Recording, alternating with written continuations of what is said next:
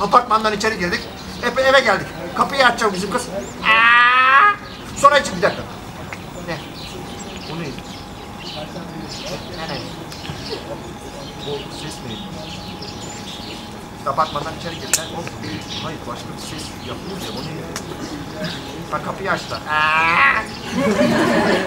İyiydi. Tamam da ne? O ses ne? Kapı işte efekt yap. Hocam gerekirse biz oyuna efekt koyarız. Neden efekt lazım? Ha sen bütün oyunu ağzınla oyna. Ben bir tane efekt yapmam çok. Tamam da bu nasıl efekt böyle? Kapı işte.